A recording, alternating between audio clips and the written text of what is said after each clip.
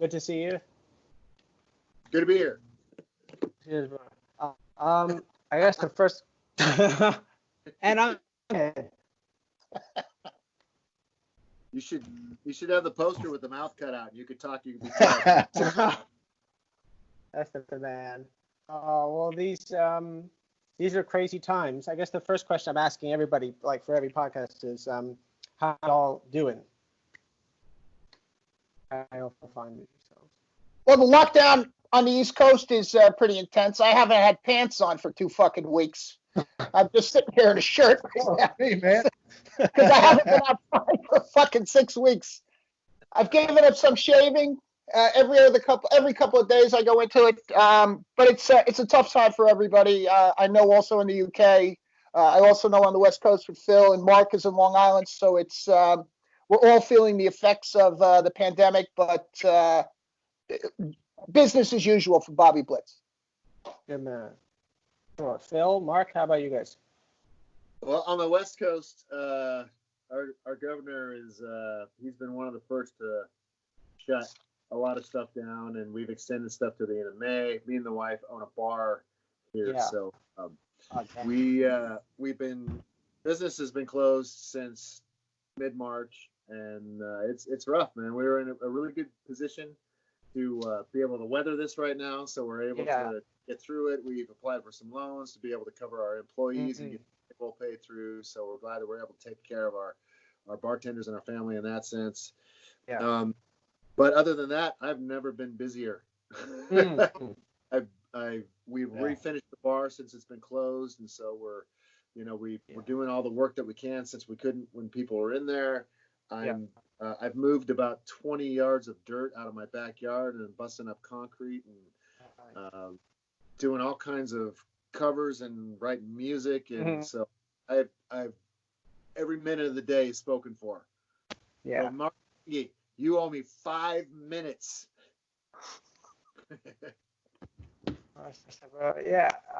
What? Hey there. It's Ted's fault. It's not. Yeah. No, me, it's been, I've never been busier in my life than I am right now. Yeah.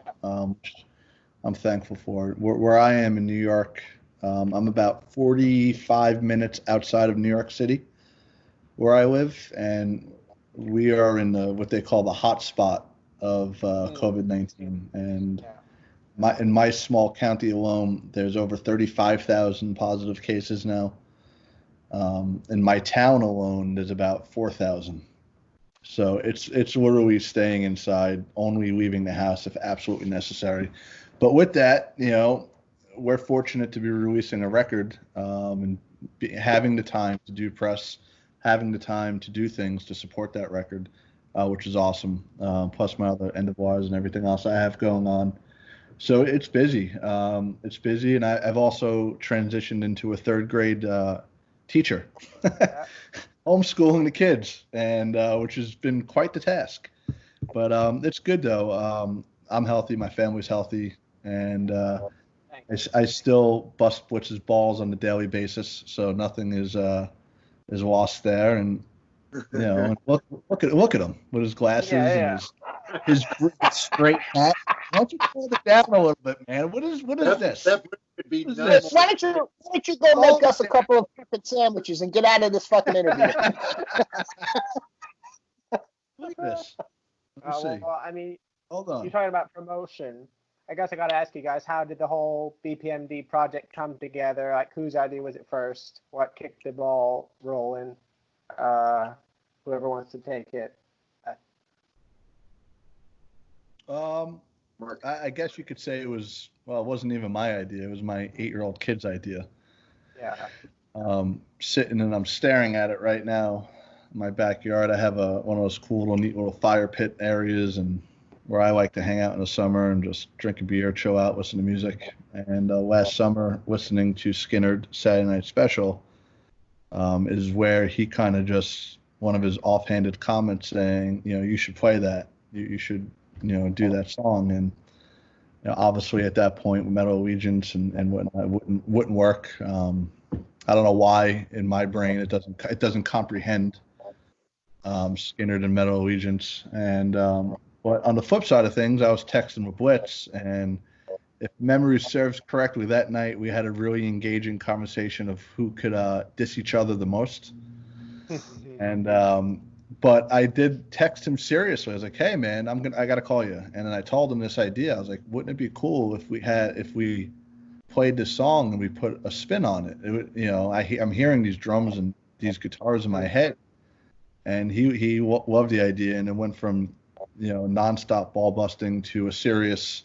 This is a cool idea. Let's do this. And he started mentioning bands like Cactus and Mountain, and BPMD was born on that night. That's fantastic. I mean, I saw Mike Portnoy say that you guys basically cut it all in one day, more or less, like the raw stuff, and went it all in the studio. Is that right? When it all came together. Not necessarily. That was we cut the drum tracks in one day. Okay. The cool thing about cutting it in one day is that it kind of lent itself to that presence of mind of being transported back into an era that we were trying to recreate or reimagine. So when Mike started rolling, it kept going. I mean, it was, originally it just started like almost like a jam, I mean, Phil's playing a few notes, Mark's tuning his bass up, somebody's going into a riff, Mike's playing. Before you know it, we're rolling fucking tape. 10 hours later, we got 10 songs. And, I'm thinking to myself, this is what's going to make this special, is the fact that the foundation of the house was created in a 10-hour period, almost like you would reimagine a record from the 1970s. So we had the basis to take those 10 tracks to our respective areas, Phil, Mark, and my own, and be able to work on it from that point. But we had the perfect foundation in one day. That's awesome. I mean, when I heard the album, first I'll say it's a great album. Anyone who's listening, by the time we're out, probably you've got to get it if you haven't already got it. It's a great album. And what I was really, one of the things that I really enjoyed was that it was so organic and kind of old school sounding, that everything sounds very natural. Nothing sounds compressed and kind of tightened up. I really like that. Also, that was a goal of mine. It can't be forced. And in being the four of us being together at Mike's and Phil jamming with Mike and the vibe that Phil and Mike got inspired me more. And then when it came time for me to record my bass, I kind of, even though I did it outside of the guys and I did it here in New York, I went into it with the live mentality going, I have to do this in one or two takes all the way through. And if I fuck it up, you know what? I'm not going to copy and paste. I'm not going to punch in. I'm going to start back over, because the thing that makes these records from the 70s is you had to have your shit together as a musician. And they were using tape. In some cases they'd have the razor blade out, cutting it if they needed to do something. But they had their shit together, and they were recording live. They were playing live, and they were doing these tracks in one or two takes. So for me, it was super important to capture what the drums captured. Especially being a rhythm with the drums and bass locked in. So that was one of my main goals on this record. And I was also, when we go to the actual songs on the album, I was really surprised and impressed that you kind of consciously seems shied away from the obvious kind of big hits, the Lagranges, the Sweet Home Alabama kind of stuff, and gone deep cuts. More like Except American Band. Was that always a conscious decision? I think that's something that we all kind of figured out on our own. We came to the same conclusion that we didn't want to take. We didn't want to do Sweet Home Alabama or Freebird. We did want to do Walk This Way and Dream On. We wanted to, especially, with Bobby's choices, I hadn't heard either of the songs. I had heard of the band Mountain, but I've never heard of Cactus. I'm a West Coast guy. And so I hadn't heard either of those songs. I am definitely going to say that I had the deepest cut choice with the Boys to Colt tattoo. I'm going to bet that none of those guys had heard that song before, maybe. But as for me, I wanted to take the deep cuts that people hadn't heard before, and especially if it opens their mind into like, look what we did to it, and modernize these songs with that organic feel and that 70s feel, that it would take people back to want to check out those records. So, I mean, Bobby did that with me with the Cactus, and it's just like, fuck, this is killer. I want to go, check out more of these guys. So. You know what was cool about that Cactus cut? We had just talked about it, Mark and I, was that it's probably the only rule that was broken on the record, because we had originally said it had to be released and written in the 70s. But this song was actually written in the 50s. It was written by a guy named Willie Dixon, a blues iconic, writer, and performed by Howlin' Wolf. So this guy, he's got cue cards over there. he put that up so I could read it. But man, I got them all out. I got them. But I think the point here is that Cactus reimagined the Willie Dixon song. Phil, Mark, Mike, and I reimagined the Cactus song. Mm-hmm. So I think that the cool choice of that tune, or it worked out for us, is that we reimagined the reimagined and gave it legs in 2019 with a crisp guitar tone, with a drum approach that held the integrity of the Cactus tune, with Mark's walking bass through it, with gritty vocals on top of it. So it became almost a third entity to that tune. And I think it shows how iconic a number in the blues could be translated to hard rock, even heavy metal. Yeah, agreed. Well, the other one that was the reimagining of the reimagining was Walk Away, right? Because I think it was the Van Halen version of the James Gang song that you guys... Wait! There you go. Was it ever in your head that we got to stick very close to the originals, or was it just let rip and see what happens? I think Mike had brought up the fact, and I hadn't heard these before, that Van Halen had these tapes of them back in the day, in the Pasadena party days and stuff like that, of them covering a bunch of tunes. I think they did Beer Drinkers too. There's a Beer Drinkers cover, but then he brought up this Walk Away version and played it for us in the control room there, and we all agreed that was a more rockin' version, and it added some solos to it, and definitely added the tempo to it. That was going into this. The Walk Away was the one I was least looking forward to doing. I mean, I was into it, but it was at the bottom of the list for me for sure. And then with the updated, Van Halen vibe to it, and you hear them getting into it. So what I wanted to do with all these tracks was vibe with Mike. I wanted to be in the control room and reach through the glass with him, and really, kind of like have him feel like it's not sterile, and it's like I wanted to connect some energy with him and like get a killer take out of him. Yep. And this is one of those where we kind of vibed off each other and rock some parts out and kind of zen some fills and some endings and stuff like that. It was really fucking cool. Well, that's awesome. I'll tell you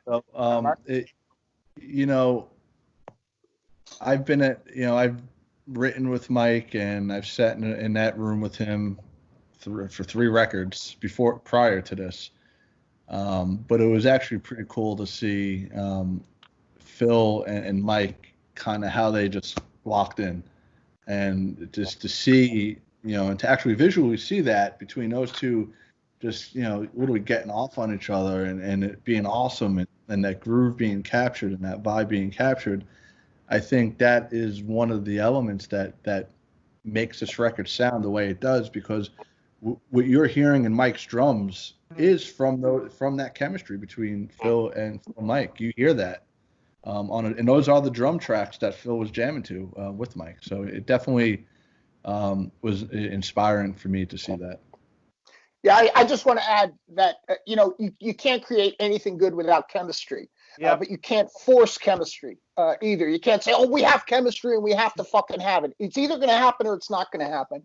Yep. And I was kind of the odd man out when these jams were happening. Obviously, I was throwing vocals in here and there, but it was much more important to how the drums, bass, and guitar were going to interact at that moment. So if I was the objective opinion, sitting back and throwing in some vocals here and there and listening, I was watching this chemistry being created over a 10-hour period, and knew that when I would leave there with the tracks, or eventually be doing vocal tracks, I was going to have something fucking great to lay shit down on top of. And that's because the chemistry happened in that 10-hour period.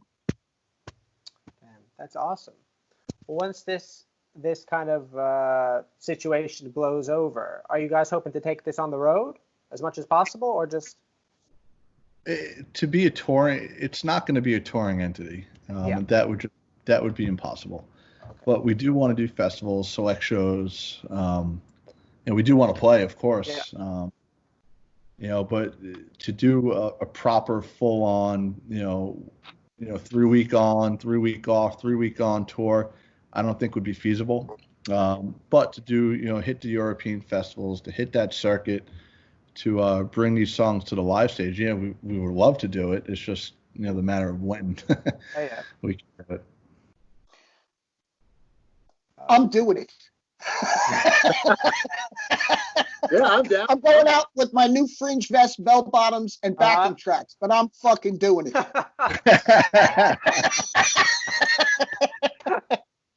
I'm with you, Bob. I'll go. This record, for me, I don't know, for you guys, it kind of reminded, maybe for everybody, kind of this rich history of, rock and metal, kind of like the new Great American Songbook, whether it's Skinner or ZZ Top or whoever it is. What do you guys, on the flip side, what do you guys think about the modern kind of state of the metal union? It doesn't have to be good. It could be good or bad. What do you mean modern state of union? Meaning, well, like the modern metal scene, just because this record seemed like such a great love letter and reminder of all the kind of great American bands that have come before. What do you guys think of, very roughly, the modern kind of new rising band? That's a great question, man, because you're 100% right. This, the idea of this record was to have fun. I mean, I think Mark and I said it the other day. It's, we all as individuals take whatever our craft may be very seriously, and it's kind of a tireless effort that you put into things, whether it be the guitar work Phil does or the bass or what Mike does or what I do. But sometimes it's nice to step out of your own head and be a boy again, and remember why you did this. And, Phil just showed a picture of himself in 1967 with his first guitar doing a Foreigner cover. He did that because he had a hard-on for it. And if you forget that shit, then you're in this for the wrong reasons. And, I always think that sometimes, as serious as we are, it's nice to get back to the mentality of being the boy who was attracted to this shit.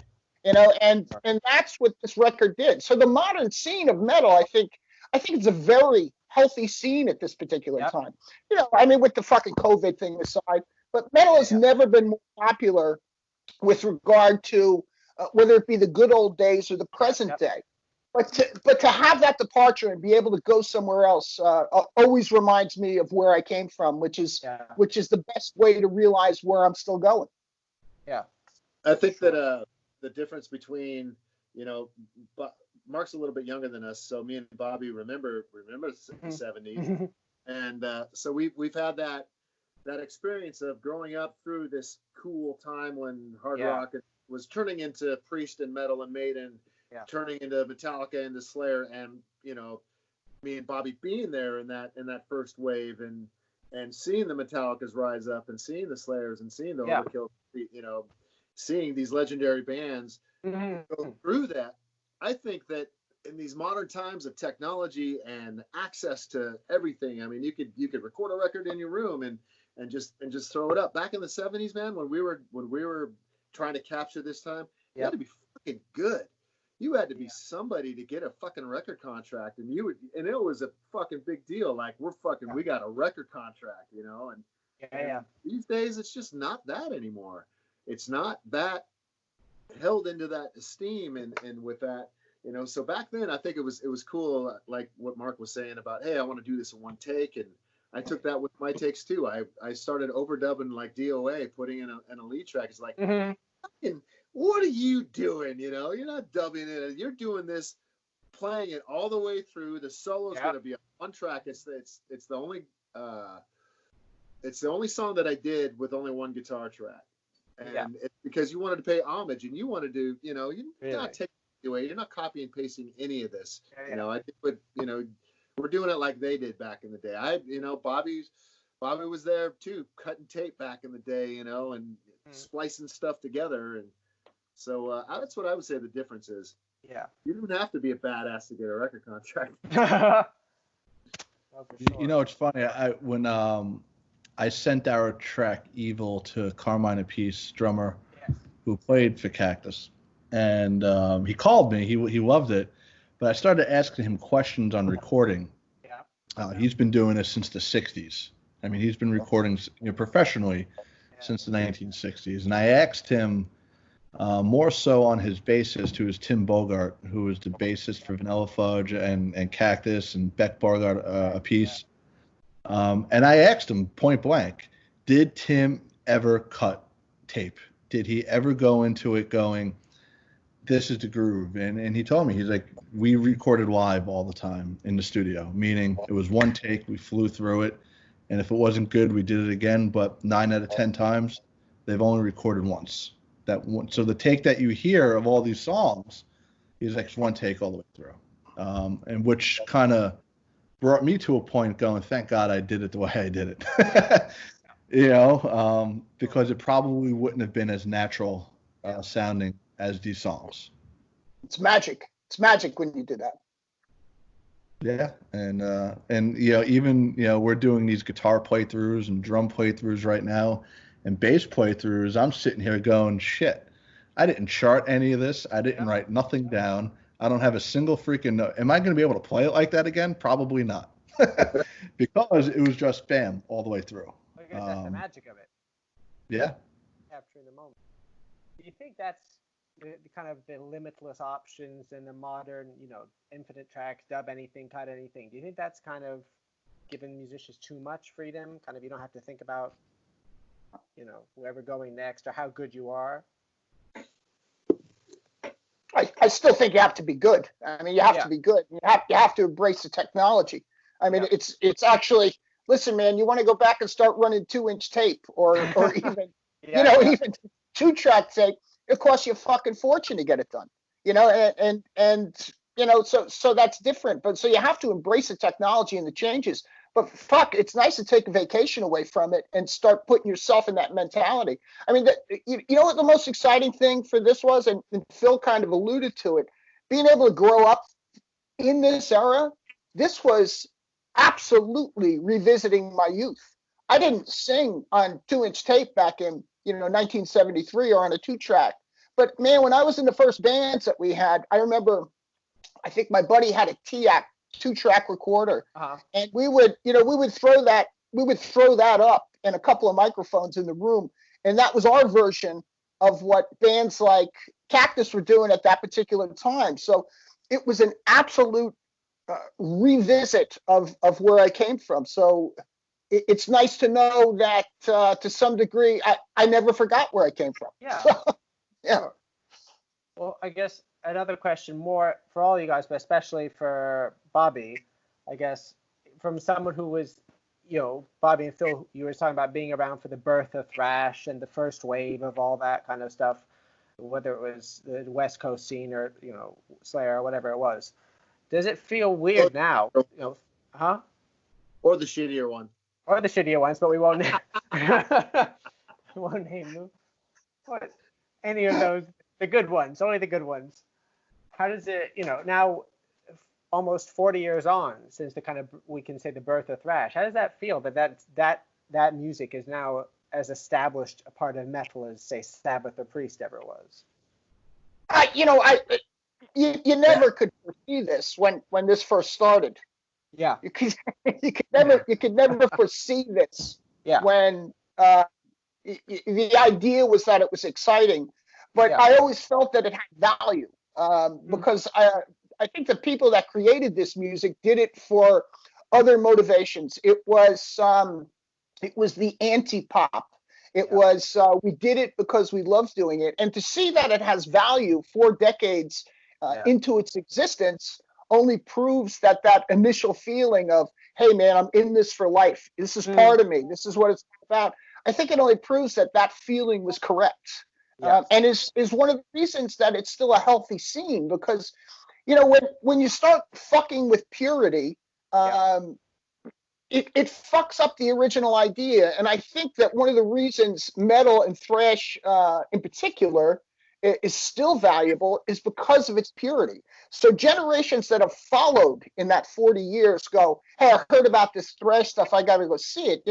And these guys can attest to the fact that you go to a show where they still wear the uniform of the denim vest with the patches all over it, and a Venom back patch. You go, the fucking kid's 18 years old. I mean, he was he wasn't even imagined when Welcome to Hell came out. So it has value. Yeah, for sure. Phil, Mark, you want to chime in on that?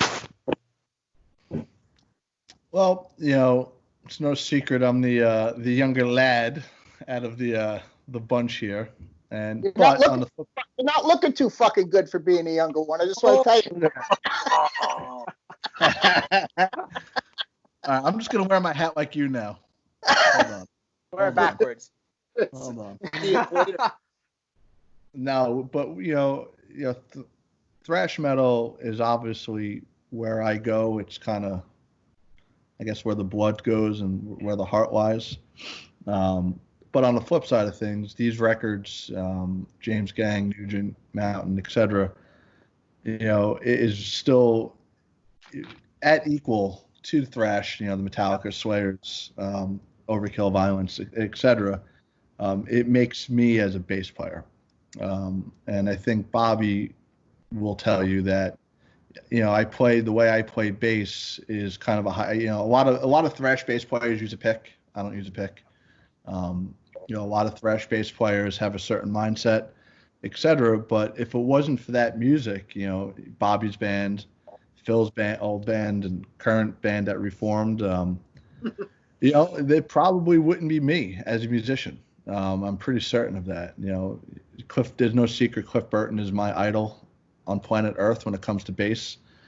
But those Metallica records, Violence, Overkill, Slayer, Exodus, Bonded by Blood is a huge impact on me.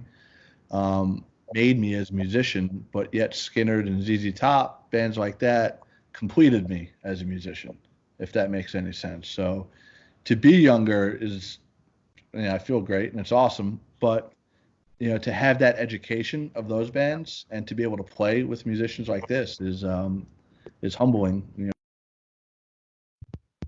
As much of a dick as Blitz is, I still love being in a band with him. Yeah, I think for me, being kind of a fan before it all started up, I was, seeing Kill 'Em All was out after, before I saw Metallica for the first time, but I saw Slayer in their first Northern California appearance, and that was the band that made me want to play heavy music. There was a local band called Law's Rocket. I don't know if you remember them, Bobby or not, but they were like the local hero. The bass player Willie was from Dublin, California. He was somebody that we kind of idolized and kind of brought us into that scene because he joined Law's Rocket.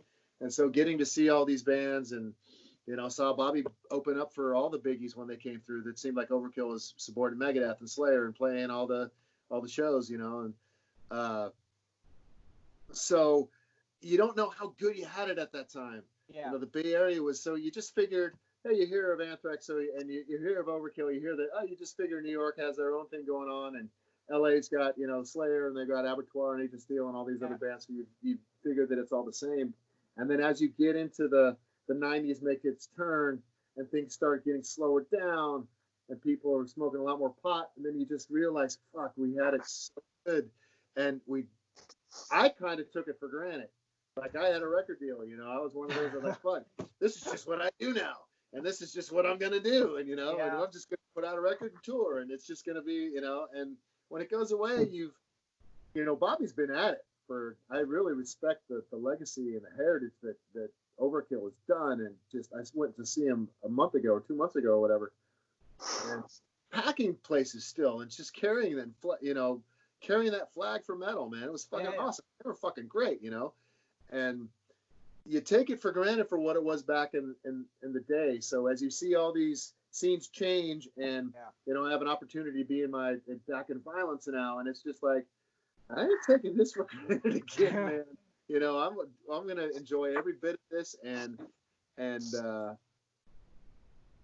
try to remember all the Murder in the Front Row DVDs coming out, so you remember how it was back then. And we should all be so thankful for what we've been able to do, and what's going to happen in 30 years when we're gone, and people are looking back at those Overkill records, and just like we look back at the AC/DC records or the Sabbath records, and they're it's so fucking weird to think of, and how grateful we should be.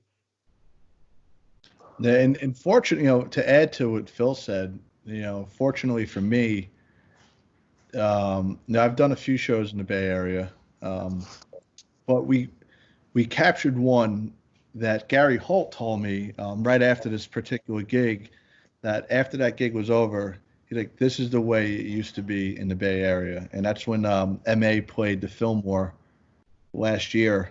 Phil, you were there. Obviously, you played.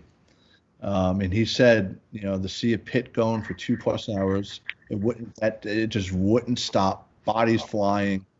And it was full on, from note one until the last note. And even Holt was impressed, because he said, this is the way it was. And to be able to take part in that and be on that stage and to play to that, is, I think, thankful every day, because, I've never seen from start to finish 2+ hours of that. So to be there for that, even that one show, is awesome. And to experience that Bay Area scene, with Chuck and Phil and Gary and Tom Hunting, Rick Hunolt, et cetera, was pretty awesome. And, the Bay Area definitely had the scene, when it comes to the thrash metal world. I got asked a question once by a guy. He goes, man, hey, what's the difference between the 80s and now? I said, in the 80s, I used to kick the door of the club open. I'd have a beer in each hand and a hard on. Now I got a cup of coffee and I'm looking for a clean toilet. But everything else is exactly the fucking same. That's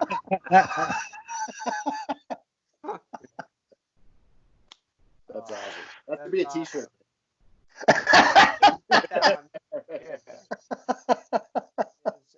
Future plans. Hopefully, when this virus shit all blows over, what do you guys? Is going to be new Metal Allegiance, new Violence, and new Overkill? Whichever order.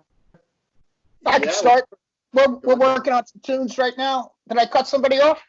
No, go, Bob. Go. Okay. We're working on some tunes for Overkill. Obviously, that's my go-to thing for all these years. It completes me as a person. We're 9 songs deep on the demo at this point. And boy, I'll tell you, what a great time to have a bunch of shit to work on. I keep telling Dee Dee Verney, I go, I said fucking 40 years, and you keep sending me this crap. I'm a fucking professional. Can't write to this fucking garbage.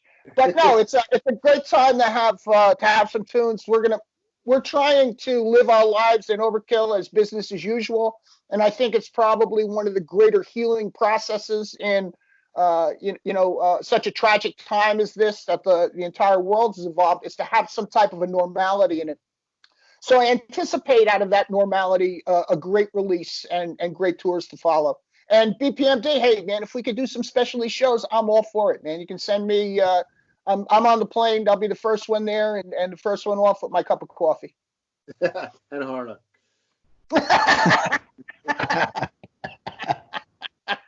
Yeah, Violence. We just signed with Metal Blade to do a 5-song EP with them. We've got about 4 songs done, and so we get together twice a week and hash some stuff out, and looking at releasing whatever. We're not on a set schedule. Whenever it's ready. It's by far the most ambitious stuff that we've ever written, from a guitar playing standpoint, from a drumming standpoint, and it's really cool to be writing with Shauna Perry, and people are going to be stoked on these new tunes. It's my first real writing coming off of my previous band, and so I've got a 10-foot boner waiting to have these things be unleashed. And so, yeah, lots of that going on. That's awesome. Mark? Yeah, Alex and I have started planting the seeds for MA3, and it's been a daily back and forth with him and I. What we're going to do, how we're going to do it. We even started trading some riffs back and forth. He asked me if I had any new lyrics yet, and I sent him about a notebook, about that thick, full of shit. And we're just kind of going through it right now. And but yeah, so I prefer to write in the same room with somebody. So Alex and he agreed. So once this blows over, which we're hoping is soon, and he's going to be home for a while, where I'm going to head over to where he is in Brooklyn, and we're going to start really formulating. But yeah, we're trading, it's basically trading riffs and demos and words back and forth. Awesome. I can't wait to hear all of them. Guys, it's been an absolute pleasure and an honor to have you all on here. Is any last words you want to send to anyone, to the fans, anyone else? Yeah, enjoy the record. Stay safe. Thank you. Blitz, fix your hat. Is he talking to me? Go make us a fucking sandwich. Get out of here. Make yourself useful. Take care. Take care.